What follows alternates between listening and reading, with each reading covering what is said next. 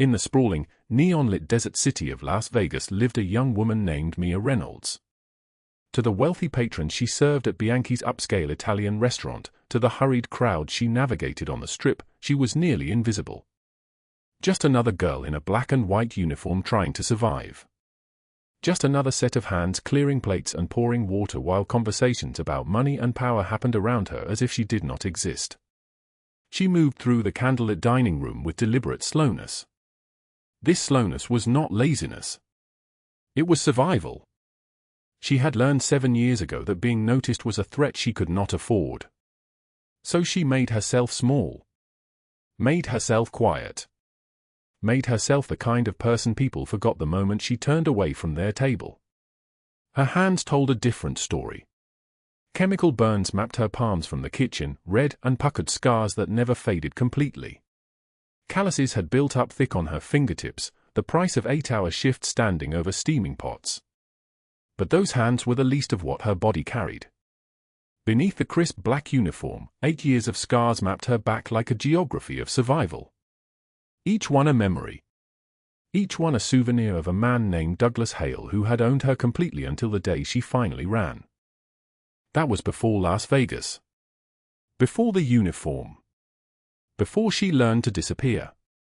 The small studio apartment she shared with 2 other women smelled like cheap cooking oil and desperation. The walls were so thin she could hear her roommate Carmen breathing in the dark. The window overlooked an alley where rats the size of cats scattered between dumpsters. Rent was $325 a month split 3 ways. $109 per person. Utilities made it $137. Food was impossible.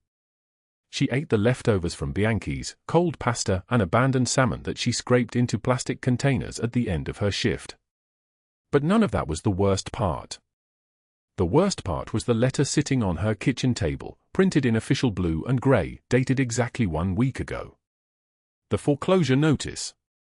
The medical debt. $85,000 owed to St. Mary's Hospital in Las Vegas, Nevada, for the cancer treatment her late husband Marcus had received in the final 3 months of his life. The letter was very clear. Payment in full was required within 7 days or they would begin garnishing her wages. 7 days. That meant 6 days left now. 6 days to find $85,000 on a waitress's salary. 6 days before everything collapsed. She had counted her tips at the end of yesterday's double shift. 12 tables. 8 hours of smiling and refilling water glasses. $53.72 total. And tonight, after another 8 hours, she had made $5. $5 from 7 tables and 3 cocktail rounds. A businessman had left her nothing and instead left a note that said, "Better service next time." A couple had left a penny. Literally 1 penny, like a joke. Like she was a joke. $5 was what she had. That was all. In her wallet right now, counting the crumpled singles and the coins in a zipped pocket, Mia Reynolds had $5 to her name. And $85,000 in debt. And 6 days. She did not cry about this. Her tears had dried up somewhere on a Greyhound bus 3 years ago, the night she finally left Douglas Hale. She did not scream. She did not pray. She never prayed. Instead, she moved through the apartment very slowly, the way she moved through Bianchi's, like a ghost, quiet and faithful and invisible. But that was yesterday. Tonight was different. Tonight was her only day off in 21 days, and Sarah and Jen from the restaurant had insisted, practically begged her, to come with them to O'Malley's, the dive bar 3 blocks down from Bianchi's. O'Malley's did not have candlelit booths or white tablecloths. It had sticky floors and neon signs that hummed like dying insects. The bar was dark, the kind of dark that made you disappear even more completely than usual. The thunderstorm had been building all afternoon. Lightning split the sky in jagged lines. The humidity hung so thick you could taste the metal of it on your tongue. The kind of night that made everything feel dangerous and possible at the same time. Mia sat in a corner booth wearing jeans and a tank top, the first time in 3 years she had worn anything besides her uniform or the grey hoodie she slept in. Sarah sat across from her with a glass of white wine that cost more than Mia's breakfast and lunch combined. Jen was beside her, laughing at something on her phone, her other hand wrapped around a Cosmopolitan. Mia had ordered water. Free water. The bartender had not looked happy about it, but he had brought it anyway. "You need to relax," Sarah said, her words sliding together slightly. She was on her 3rd glass. "You're here. You're off. You're not at Bianchi's listening to Mrs. Cordelia Blackwood complain about the temperature of her soup. You can breathe." Mia tried to smile. It did not quite work. "There," Sarah said suddenly, pointing across the room with her wine glass. "That man. Right there. Don't be obvious about it. The one in the booth by the back wall." Mia looked. Of course she looked. Everyone looked when Sarah pointed at something. The man sat alone, though not quite alone. 2 other men flanked him like sentries, their suits expensive and dark, their eyes constantly moving. The man in the center was tall, broader than the others, with dark hair that looked expensive somehow. His suit was black and fit him like it had been painted on his skin. An open white shirt showed the edge of his chest, muscled and marked with a thin scar that ran from collarbone toward his heart. He wore a gold watch that caught the neon light, and his hands rested on the table with the kind of stillness that suggested he had learned to be dangerous a long time ago. He was the most beautiful and most terrifying thing Mia had ever seen.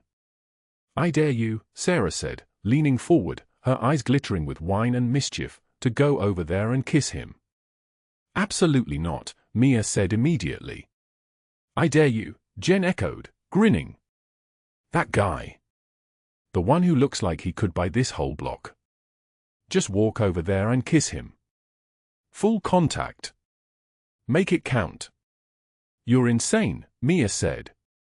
"You're boring," Sarah countered. "When was the last time you did something crazy?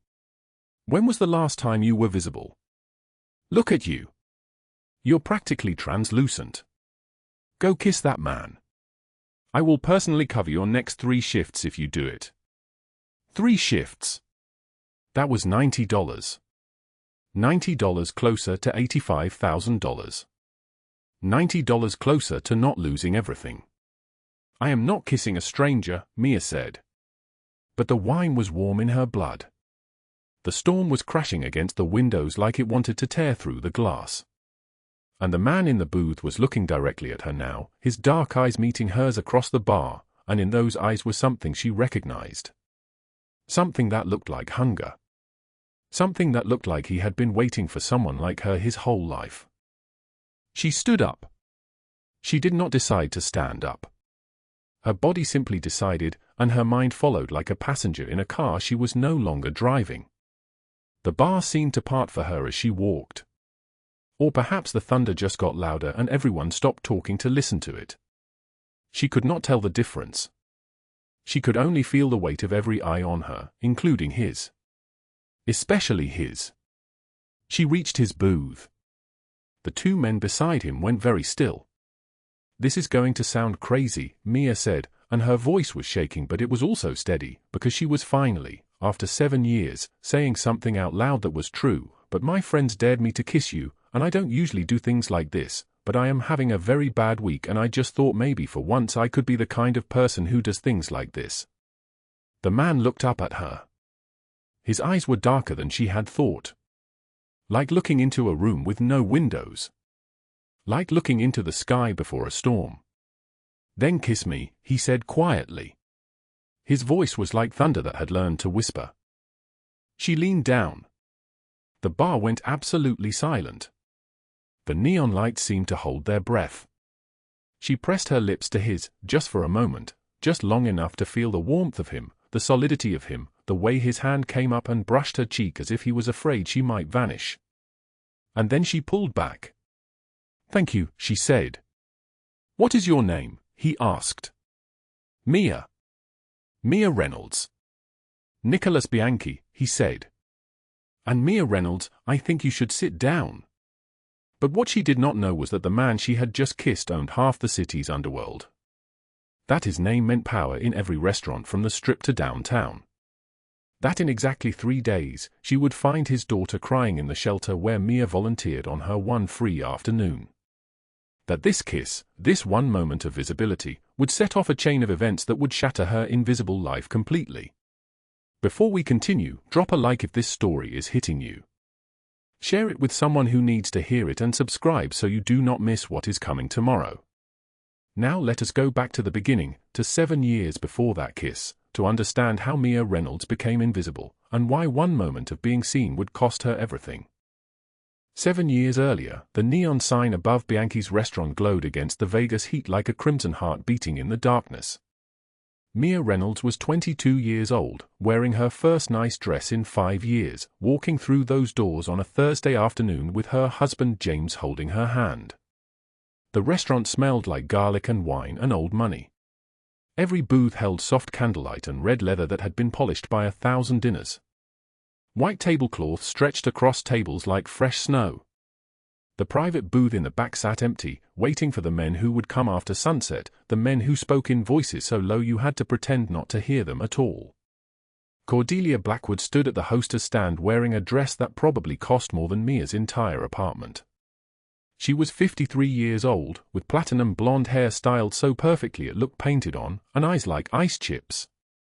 When she looked at Mia, something cold moved behind those eyes. "You must be the new hire," she said. It was not a question. Cordelia's voice was sharp, a blade disguised as politeness. "Come with me." She led Mia through the dining room to the back office. The walls were covered in photographs of famous people eating at Bianchi's, governors, judges, celebrities whose names flickered across news channels. Cordelia pulled a black and white uniform from a cabinet and handed it to Mia without looking at her. "You will keep your head down," Cordelia said. "You will not speak unless spoken to. You will not remember what you hear. You will not see faces.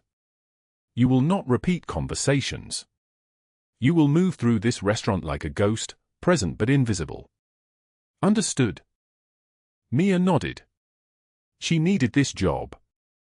James's construction work had dried up because his cough was getting worse, and the doctor visits were already costing money they did not have. "I understand," Mia said quietly. "Good," Cordelia said. "Your shift is 5 to midnight. Minimum wage, no benefits, tips go in a shared pool. I take a management fee. You start tonight." That first week, Mia learned to be invisible. She learned how to move between tables without seeming to move, how to refill water glasses without the guests noticing her hands existed. She wore the uniform like armor. Her brown hair pulled back so tight it hurt. Her green eyes trained downward. On Wednesday night, she served a private booth where 3 men in expensive suits discussed a shipment. She heard the word payment. She heard the word kilos. She heard numbers that made her hands shake as she poured water. She did not look at their faces. She did not repeat what she heard. She became the walls, the air, the silence. At the end of her first week, Cordelia called her to the office. The manager sat behind a polished desk, counting bills from the tip pool. She set aside a small stack and slid the rest across the desk toward Mia. The money was less than Mia had expected. Much less. "That's 40 short," Mia said. Her voice came out thin. Cordelia smiled. It was not a kind smile. "Management fee," she said. "As I told you. You want to keep working here or do you want to join the unemployment line?" Cordelia's perfectly manicured hand rested on the desk, the diamonds on her fingers catching the light. "Because I have 50 girls who would kill for this position." "You are not special, Mia. You are interchangeable. Remember that." Mia took the money and said nothing. She walked home through the Vegas night, past casinos with their lights screaming, past men on corners offering things they should not offer, past the homeless sleeping in doorways. She thought about James. About his cough. About the $85,000 the doctor said they would need for the surgery. She counted the bills in her hand. $127 for a week of 60-hour shifts.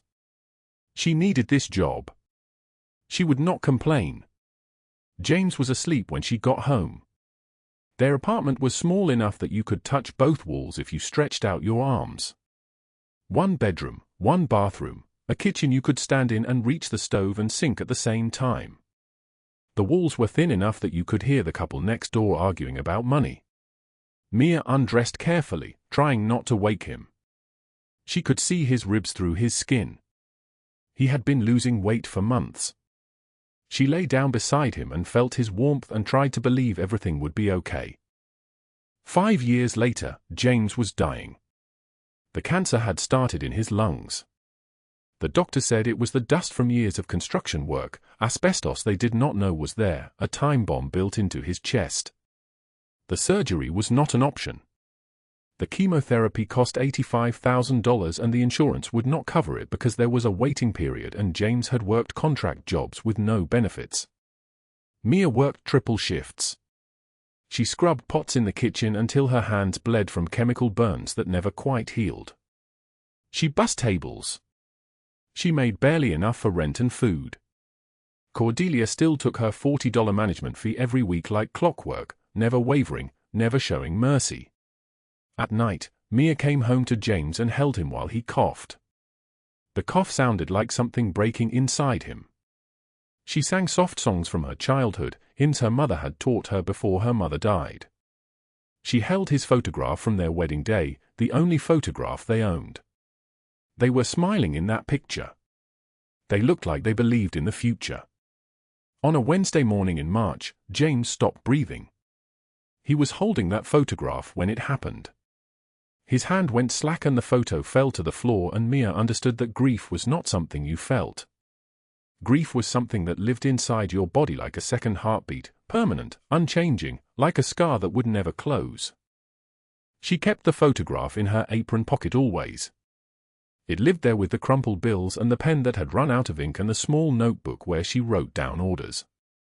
Sometimes during her shift, when a table was brutal or Cordelia was particularly cruel, Mia would touch the photo through the fabric of her apron and remember that she had been loved once. That she had smiled like that once. 2 years after James died, Mia was walking to the downtown women's shelter on her one day off. She was 29 years old but her hands looked 60. Her eyes had a quality to them now like a window that had been boarded up. The summer heat rose from the pavement in waves.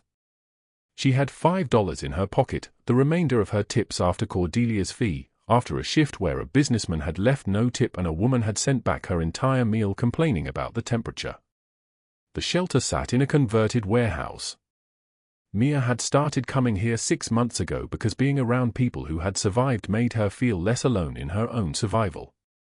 She did not work there officially. She came on Thursdays and helped serve lunch, read stories to the children, sit with the women who were still learning how to exist in a world that had tried to destroy them. Emma was in the children's corner when Mia arrived. A girl of 6 with dark curly hair and eyes that carried stories no child should know. She was drawing with crayons, her small hand gripping the crayon too tight, pressing so hard the paper tore. Mia sat down beside her. "What are you drawing?" she asked. "My daddy," Emma said. "He is very tall. And he has eyes like dark water." "That's beautiful," Mia said. "Do you know my daddy?" Emma asked.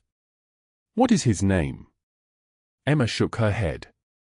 Mommy never said his name. She just cried when she saw pictures of him in the newspaper. But his eyes are like dark water and he smells like expensive things. Like the perfume counter at the store where my mommy worked. Emma had been at the shelter for 2 months. Her mother had died from an overdose. The authorities had no information about the father, no name, no contact. Emma knew only that he was tall and that his eyes were dark and that her mother had loved him in a way that hurt. Every Thursday, Mia held Emma while she cried. She braided the girl's hair and sang her songs and promised her that she was safe here, that Mia would not leave her. Emma drew pictures. Colors for happy days. Colors for sad days. When she felt sad, "Look at this." Mia kept every drawing in a folder she hid under her mattress at home. Meanwhile, 3 blocks from Bianchi's restaurant, a man named Douglas Hale was receiving a phone call. His voice was raspy from cigarettes and anger. He had a scar that ran from his left eye to his jaw, a permanent reminder of a fight he had won but barely survived. Cordelia Blackwood had hired him for a specific purpose. Find the girl, she had told him. The one at the downtown shelter. The one who draws pictures of her father. The one Mia Reynolds tends to like a sick daughter. Douglas Hale had once been a man of power. Then he had become a man of diminished circumstances. He had come to know Mia Reynolds years ago when her late husband James had owed him money for a debt. Debts like that did not disappear. They compounded. They grew teeth. And Cordelia had made Douglas Hale an offer that made him forget how to say no. Watch the girl, she had said. Use her. When the moment comes, she will be the leverage that breaks Mia Reynolds completely. Douglas Hale hung up the phone. Outside his window, the Vegas sun was setting. In the children's corner of the downtown shelter, Emma was showing Mia a new drawing. A man with dark water eyes reaching down to hold her hand. The rain fell like a curse on that July night, sheets of water hammering the windows of the Rosewood Bar, lightning splitting the sky into fragments of white and terror. Mia Reynolds stood at the edge of the dance floor, soaked through her thin cotton shirt, her heart hammering against her ribs like something trapped and desperate. Sarah and Jennifer were laughing, their voices bright and cruel in that way only tipsy friends can manage. Go on, Mia, Sarah was saying, gesturing toward the back booth where 3 men in expensive suits sat watching the room like wolves. The dark-haired one. I dare you. Kiss him. Mia's mouth went dry. She was 28 years old, but she had learned long ago how to be invisible, how to move through the world without leaving a mark. Her hands bore the evidence of 7 years waiting tables at Bianchi's restaurant, chemical burns from the kitchen, calluses that never softened, and beneath her worn dress, 8 years of scars mapped her back like a geography of survival, souvenirs of a man named Douglas Hale and the one terrible year she'd been trapped in his grip before she met James. James, who was dead now. James, whose hospital bills had cost $85,000, every penny of it still owed, the debt collector calling her apartment at 3 a.m. But tonight, standing in this bar on her one night off in 2 months, Mia was not thinking about debt or death or the invisible weight she carried. She was thinking about what it meant to be seen. The man in the back booth had dark eyes like storm water, skin olive as old leather, and a scar that ran from his left eye down to his jaw like a mark of survival. He wore a white shirt open at the throat, the kind of casualness that meant money, the kind that cost more than everything she owned. When he looked up from his conversation with the 2 men beside him, one with sharp features and a gold watch, the other broad-shouldered and watchful, his gaze found hers across the crowded bar, and Mia felt something crack open in her chest. She didn't know his name. She didn't know that he was the reason Cordelia Blackwood whispered into her phone at the restaurant, the reason police officers outside the establishment looked the other way. She knew only that when he looked at her, she felt like a real person instead of a ghost. Sarah was pushing her forward now, laughing, and before her mind could catch up with her body, Mia was walking across the bar. The rain drummed against the windows. The music swallowed the sound of her footsteps. When she reached the booth, the 2 men beside him stiffened, one hand moving slightly beneath a jacket, but the dark-eyed man held up his palm, a small gesture that made them relax. I was dared, Mia whispered, voice barely audible. To kiss you. The man didn't smile. He just studied her face for 3 long seconds, and in that moment, he saw her. He saw past the uniform, past the invisible waitress who refilled his water glass every Thursday without him looking at her. Something flickered in his eyes, something that looked like recognition, like grief, like possibility. When their lips touched, it was soft. Careful. Like touching something sacred that might break under too much pressure. Mia's hands trembled. The kiss lasted only a handful of seconds, but it felt like falling, like the moment before a crash, like the last good thing before everything goes wrong. When she pulled back, her face was burning. The man was still watching her, his expression unreadable. Around the booth, the other two men exchanged a look neither had seen in 15 years. Their boss, the dangerous man they'd protected for more than a decade, looking at a waitress like she'd just rewired something in his chest. Mia stumbled backward, back toward her friends, back toward the corner of the room where she belonged. She didn't see him drop $500 bills on the table. She didn't see him stand, rainwater still dripping from his expensive suit, and walk toward the door with Carlo and Enzo flanking him like sentries. By the time she looked up, he was gone. Outside, the summer storm was breaking with sudden violence. Thunder cracked like a rifle shot. Mia stumbled out of the bar alone, soaked in rain that felt like penance, and pressed her hand against her pocket where she kept her late husband's photograph, wrapped in plastic to keep it dry. James's face had faded a little more each year. Soon he would be nothing but a shape she remembered instead of a man she'd loved. She walked home through the Vegas night, the rain plastering her clothes to her skin, her $5 in her other pocket, the only money left before the debt came due in 7 days. She didn't know what she'd done. She didn't know that one kiss would change the architecture of everything. The next evening, Mia arrived at Bianchi's restaurant for her shift, pushing through the kitchen doors in her black and white waitress uniform, her hair still damp from the morning she'd spent at the downtown women's shelter. Emma had drawn for new pictures. Mia kept them in a folder hidden under her mattress at home, colors for happy days, colors for sad days, and one picture of a man with dark eyes and a scar on his face, reaching down to hold a little girl's hand. Mia was setting napkins at table 7 when Cordelia appeared in the dining room and whispered something to one of the other servers. A moment later, the front door opened and 3 men walked in, water still dripping from their shoulders. The taller one, the one with the dark eyes and the scar, was scanning the room with the casual precision of someone used to assessing threats. Mia's blood turned to ice. It was him. The man from the bar. But more than that, it was Nicholas Bianchi, the man whose name other servers whispered like a prayer and a curse mixed together. The man who owned this restaurant.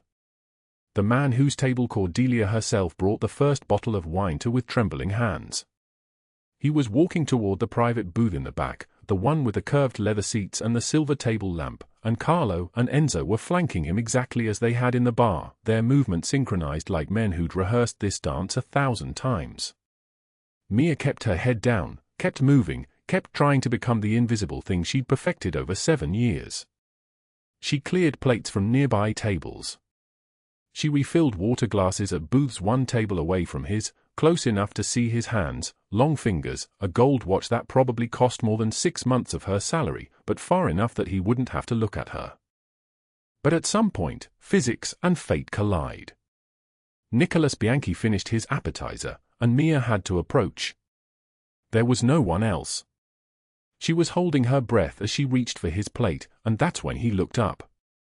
Their eyes met. "I know you," he said quietly. His voice was deep and solid like an oath, the kind of voice that made men move without thinking. Mia's response came out like a reflex, the defense she'd built over 7 years of invisibility. "I clean your table, sir. I've worked here 7 years." "That's not what I meant," Nicholas said, and something in the way he said it made her knees weak.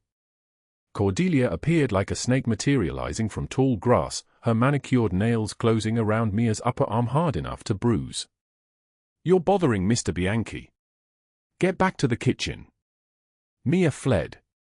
She felt his eyes on her back as she moved, felt the weight of his attention like a hand reaching across a distance she'd thought was uncrossable.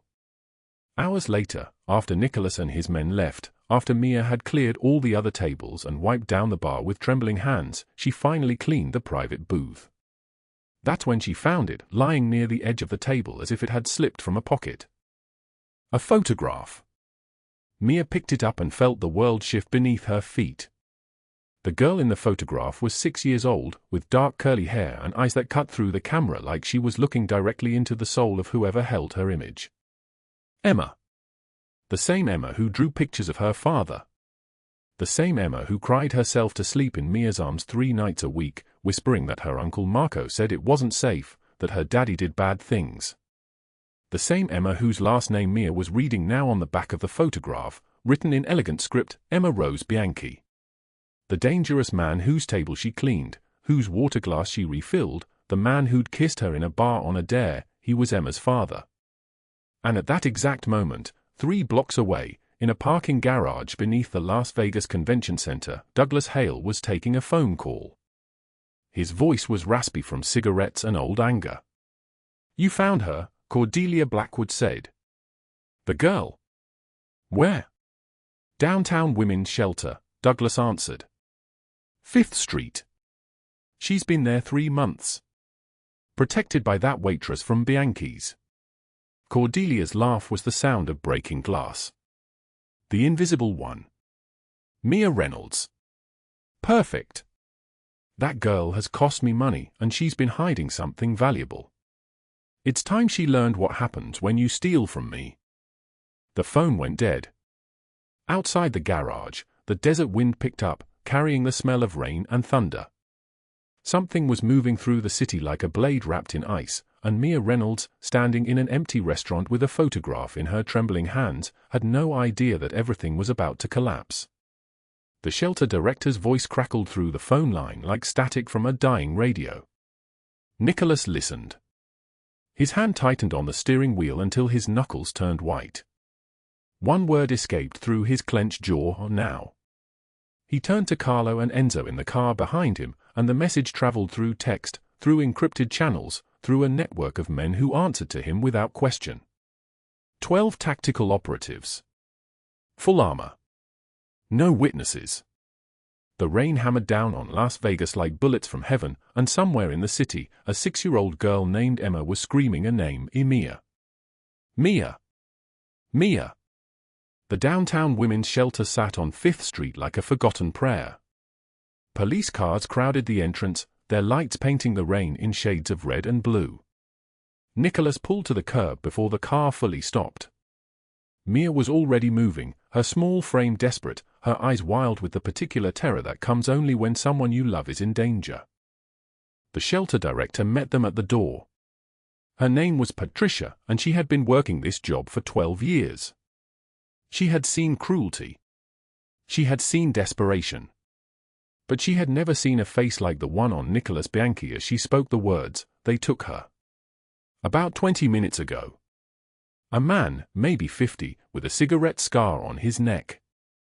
And a woman in a Chanel suit. Designer bag. She kept checking her phone like she was waiting for something. They came through the back entrance. The man had a gun. Mia's breathing became something ragged, something broken. What did they say? They said Emma's name. They knew her. They knew you were here. They said if you want her back, you come alone to Pier 19 in the warehouse district. 1 hour. They said if you go to the police, if you tell anyone where you're going, they'll sell her. Patricia's voice fractured. I'm so sorry. I'm so sorry. I should have. It's not your fault, Mia whispered, but the words were meant for herself. The photograph of her late husband slipped from her pocket as she turned. It fell to the wet floor, face down, his memory drowning in rainwater. She stared at it the way a drowning person stares at the shore they can no longer reach. Nicholas picked up the photograph without being asked. He turned it over. A man with kind eyes. Dead now, she had told him. Dead 2 years, and she was still wearing his absence like a coat that never warmed her. He looked at Mia and saw what he had seen that night in the bar, what he had carried in his chest every moment since, a woman who had given everything she had to everyone around her and had nothing left but the courage to keep standing. You're not going anywhere, Nicholas said. His voice was quiet. It was steel. They'll kill her. They said. I know what they said. He pulled out his phone. Carlo. Enzo. Get the tactical team to the warehouse now. Full lockdown. And call the Costello family. Tell them we have a gift. Tell them it's Douglas Hale. Mia's eyes widened. Douglas? Douglas Hale? But his? A dead man, Nicholas finished. He's been a dead man since the moment he touched you. Since the moment he decided to take Emma. His dark eyes found hers in the rain. I've been hunting him for 2 years. He killed 3 of my men. Cordelia's been skimming from my restaurant for 5 years, selling information to the Bratva. They just made a mistake. They picked the wrong person to threaten. He took Mia's hand. His grip was warm. It was certain. Emma knows your voice, he said. Come with me. But you stay behind me. You stay safe. You understand? Mia nodded. She could not speak. Pier 19 sat at the edge of the industrial district, where the city's ugliness was on full display. The warehouse was abandoned, its windows broken like teeth, its walls rusted from decades of rain and neglect. Inside, Douglas Hale paced like a caged animal, the cigarette scar on his neck twisting as he moved. He checked his watch. 45 minutes had passed since the call. Cordelia stood against a metal table, her expensive suit now wrinkled and damp. Emma was tied to a chair in the center of the space, her small body shaking with sobs. She's not coming, Cordelia said. Her voice had lost its polish. Your little mouse is running. Nobody runs from me. Douglas lit a cigarette. Smoke curled through the air like a ghost. I owned her for a year. I carved my name into her spine. She belongs to me. She'll come. The lights went out. Not a gradual darkness, but a sudden erasure of everything. Total. Absolute. In that blackness, there was the sound of footsteps, measured, synchronized, the footsteps of men who had trained together, who knew the space through thermal imaging and practiced memorization. Gunfire came next. Not wild gunfire, but controlled bursts. 3 men went down. 4. The 4th man made the mistake of trying to aim at the child. He did not get far. When the lights came back, they revealed the warehouse's new reality. Douglas's men were on the ground, disarmed, cuffed. Nicholas walked through the main entrance with Mia behind him, and the shadows fell away from his face, revealing the man who had built an empire before his 30th birthday, the man who had learned to turn mercy into a weapon. Douglas went pale. He recognized the moment he died. It was not a death that would end in a grave.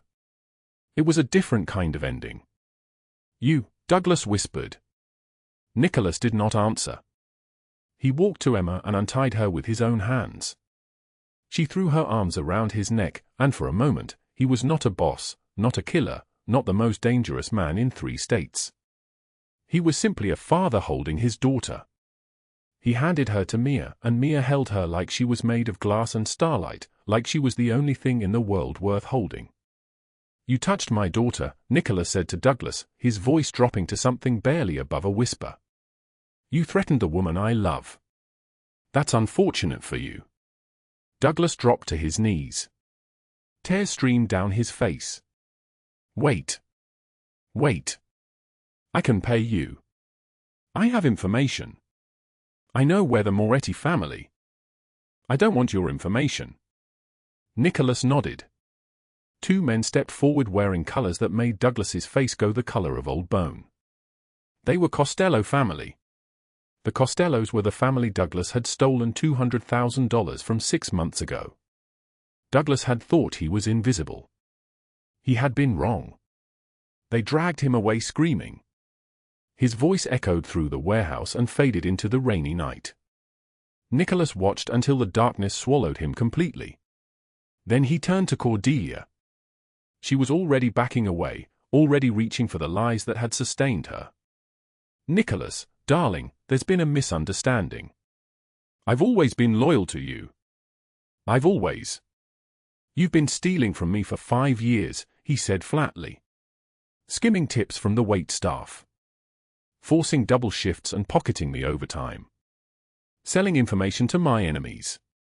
He paused. The FBI arrives at your home at 6 a.m. tomorrow. They'll find everything. Money laundering. Tax evasion. Documentation of human trafficking connections through Douglas Hale. 40-year federal sentence, minimum. No parole. You'll spend the rest of your life in a cell. Cordelia's knees buckled. She collapsed to the concrete floor, and for the first time, Nicholas saw what she really was beneath the Chanel suit and the country club membership, a woman facing the end of everything. "You can't," she sobbed. "I'm a respected businesswoman." "You were," Nicholas said. "Get her out of my sight." As they dragged her away, she screamed promises of revenge. But they were the screams of someone who understood, with absolute clarity, that she was finished. Death would have been too quick for her. This was justice, slow, systematic, the complete destruction of everything she had ever built. By tomorrow morning, her face would be on every news outlet in the city. By the end of the week, she would be forgotten. Nicholas turned back to Mia and Emma. The child was crying quieter now, exhausted from fear. Mia was holding her like she was afraid to let go. "It's over," Nicholas said. Mia looked up at him, and in her eyes he saw the moment she believed it. The moment the weight she had carried alone for so many years began, finally, to shift. Outside the warehouse, the rain continued to fall. But somewhere in the distance, the sky was clearing. 3 days after the warehouse, Mia woke to sunlight. Real sunlight, not filtered through the cracked window of her apartment that smelled like mold and broken promises. This light came through floor-to-ceiling windows in a guest bedroom she still could not believe existed. Egyptian cotton sheets, soft like something from a dream. A down pillow. She lay there for 5 minutes just breathing, afraid to move, afraid the silence would shatter.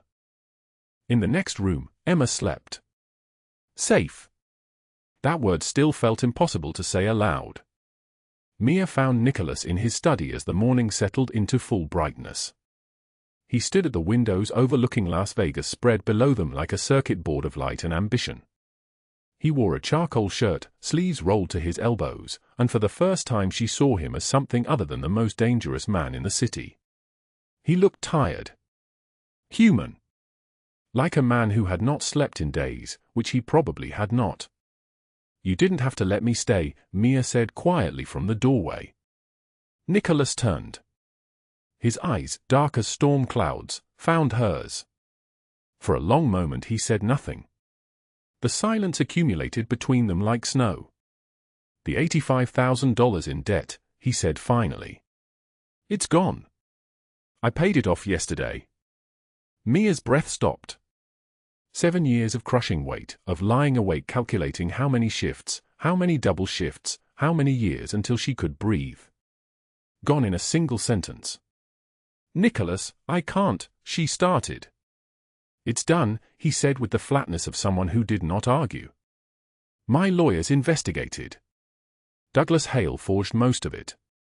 Your late husband James never borrowed from him. Those documents were fabricated to keep you tied to him, indebted, trapped." Nicholas crossed toward her. The debt was a lie built on a foundation of lies. Tears spilled down her face before she could stop them. She had not cried in so long that her face did not know how to do it anymore. The tears were jagged, painful, like her body was remembering grief it had postponed. Nicholas reached for her but stopped, respecting the invisible boundary she had drawn around herself for survival. "I have a proposition," he said. Mia wiped her eyes with the back of her hand. "What?" "Emma has been asking for you every morning when she wakes up. She asks if you're gone. If you left like everyone else does." He paused. "I need someone she trusts. Someone who actually sees me as human, not as a weapon they can point at enemies." "What are you asking?" Mia whispered. "Stay," Nicholas said simply. The word hung in the air like a prayer. "Not as a maid. Not as an employee. As family. Help me raise Emma. Let me protect you the way you protected her. Let me prove that being visible isn't dangerous when you're with the right person." Mia looked at this man who commanded an empire with a glance, who had systematically destroyed 2 people for threatening her, who was now asking her to stay with the gentleness of someone terrified she would say no. "I'll stay," Mia said. Her voice trembled like a candle in the wind. "But on one condition. I still work. I need to earn my place. I need to know that this isn't charity. Nicholas smiled for the first time since the warehouse. It transformed his face completely. You can manage the restaurant. Bianchi's is yours now. I'm removing Cordelia's name from the deed entirely. 2 weeks later, Mia stood in the dining room of Bianchi's wearing a navy dress that actually fit her properly, her dark hair pulled back in a style that showed her face instead of hiding it. Sarah and Jennifer, her old friends from the server days, could barely recognize her. They kept staring between Mia and the man in the private booth like they were watching a mathematical equation that should not be possible. Mia moved through the restaurant with the same invisible grace she had perfected over 7 years, but now it was a choice. A skill. She moved quietly because she wanted to, not because she was afraid. She gave the servers their schedules with absolute fairness and kindness. She listened to their problems and actually helped. When old regulars asked for their favorite tables, she remembered them. She noticed when someone was hungry but too proud to say so, and she made sure Marco placed a small plate of pasta in front of them with a story about extra prep that needed eating. In the corner booth, Nicholas sat with Emma coloring beside him. The little girl drew stick figures with purple markers, one tall figure with black hair and one smaller figure with her own golden curls. When Mia brought Nicholas his wine, he caught her wrist gently. "You're still invisible to everyone else," he said. "But not to me. Never to me." The rain started at sunset. Thunder rolled across Las Vegas like something waking up angry. Mia found herself on the restaurant balcony, lightning splitting the sky, and Nicholas was there like he had been waiting for her. "Do you regret it?" Mia asked. "The kiss. That dare that started everything." Nicholas pulled her close. The rain was cold, but his arms were warm. "That kiss saved my daughter's life," he said. "That kiss brought you to me. That kiss was the best thing a stranger ever did." He kissed her again, slowly this time, deliberately. And Mia, who had spent 7 years invisible, who survived hell and kept breathing, who had dared to kiss a dangerous man and found salvation instead of ruin, kissed him back. 6 months later, the three of them sat at the dinner table in Nicholas's house overlooking the city. Emma was drawing again, her masterpiece covered in colors. Nicholas was teaching her to read, his deep voice patient and slow like someone soothing a lost child. Mia watched from the kitchen doorway, her hand touching the photograph of James that she kept in her pocket. Her late husband would have wanted this for her. He would have wanted her to live. Mia Reynolds spent 7 years invisible, believing that being noticed was a threat she could not afford. She endured abuse and loss and a weight that tried to crush her into nothing. But she kept one thing they could never take, her capacity to care, to protect someone even when she had nothing left to give. That night her friends dared her to kiss the most ruthless man in the bar. She did not know she was kissing her future. She did not know that the dangerous man in the shadows was searching for exactly what she was searching for, someone who saw past the armor to the human underneath. She did not know that the invisible girl and the untouchable boss would save each other. Douglas Hale disappeared into the kind of darkness that swallows men whole, his screams fading into legend. Cordelia Blackwood was arrested at dawn by federal agents, led away in handcuffs in front of the cameras and the country club friends who turned their backs. She is serving 40 years in federal prison, stripped of everything she stole. But their destruction was never the point. The point was that Mia Reynolds survived. The point was that Emma found her father again. The point was that sometimes the bravest thing you can do is dare to be visible. Dare to reach out. Dare to believe you deserve more than the crumbs life throws you. And sometimes one hand reached out at the right moment can change an entire life. Mia stood in the restaurant she now managed, looking at the spot where she used to refill water glasses with trembling hands. Nicholas and Emma joined her. The little girl took her hand. "Are you happy?" Emma asked. Mia knelt and cupped the child's face. "I'm home," she said. If this story moved you, drop a like right now. Share it with someone who needs to believe that survival leads somewhere beautiful. Subscribe because tomorrow we're bringing you another story of the invisible becoming unforgettable. And remember, you are not defined by the people who tried to break you. You are defined by what you do with the pieces when you rebuild. See you tomorrow.